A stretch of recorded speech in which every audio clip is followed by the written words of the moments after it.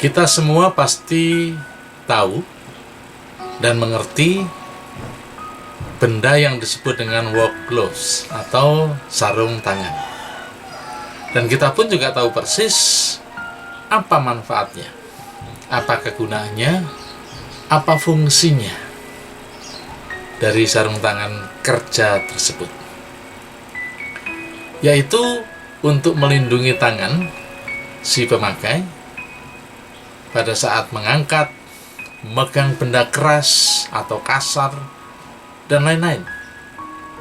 Sehingga sarung tangan kerja ini sungguh mempunyai manfaat yang besar bagi manusia. Nah, jika sarung tangan ini tergeletak begitu saja di atas atau di suatu tempat, sebut sajalah di atas meja, lalu kemudian kita berkata kepada sarung tangan itu, "Hai sarung tangan, angkat besi itu." Kira-kira apa yang terjadi? Pasti tidak terjadi apa-apa. Lalu kita berpikir, mungkin sarung tangan ini membutuhkan motivasi. Ayo sarung tangan, kamu pasti bisa. Kamu pasti bisa. Kamu pasti mampu. Sebab engkau memang diciptakan untuk bisa mengangkat besi itu. Kira-kira apa yang terjadi? Pasti tidak terjadi apa-apa.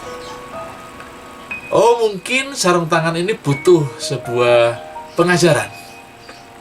Bagaimana cara mengangkat benda.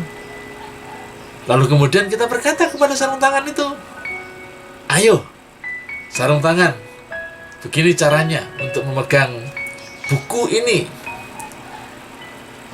Arahkan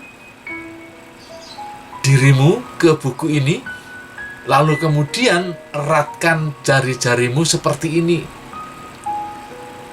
Dan kita bisa memastikan pasti juga tidak terjadi apa-apa. Atau mungkin sarung tangan ini membutuhkan sebuah fellowship.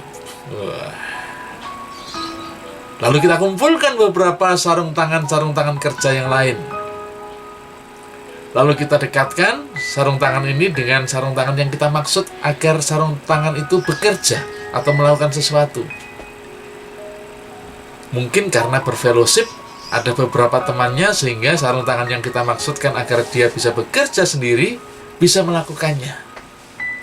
Pasti itu pun juga tidak pernah atau tidak bisa terjadi apapun. Sarung tangan ini tetap tergeletak di tempatnya.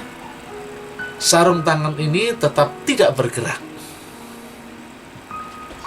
Ya, meskipun sarung tangan ini didesain untuk melakukan suatu pekerjaan, sarung tangan ini didesain untuk bisa memegang suatu benda, tapi dia tidak dapat bekerja atau melakukan pekerjaan apapun sebelum ada tangan yang hidup yang masuk ke dalamnya dan melakukan pekerjaan melalui sarung tangan kerja tersebut. Kurang lebih seperti itulah cara hidup kekristenan bekerja. Kita tidak dapat mengasihi orang dengan sesungguhnya, dengan sebenarnya, dalam kondisi apapun. Kita juga tidak dapat berhenti menjadi orang yang egois dengan kekuatan sendiri. Kita tidak bisa berhenti menjadi orang yang sombong, kikir, tanpa ada sesuatu yang ada di dalam diri kita.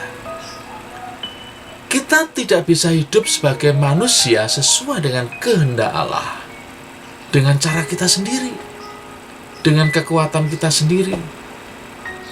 Memang kita didesain oleh Allah, oleh Tuhan, memiliki kapasitas seperti itu. tetapi kita tidak memiliki kekuatan sepenuhnya untuk melakukannya.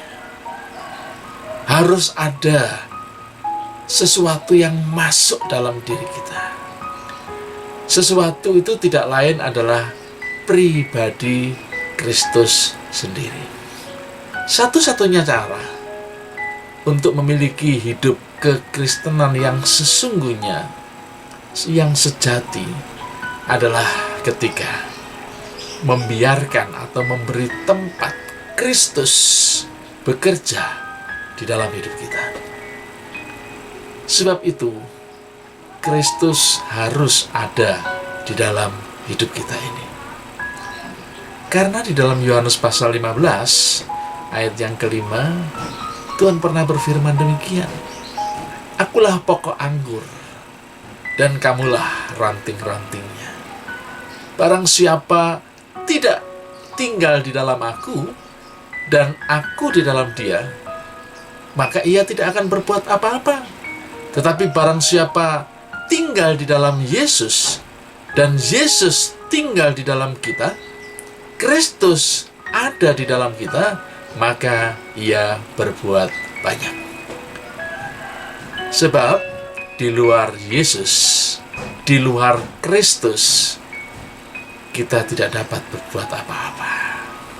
Ingat, di luar Kristus kita tidak dapat berbuat apa-apa.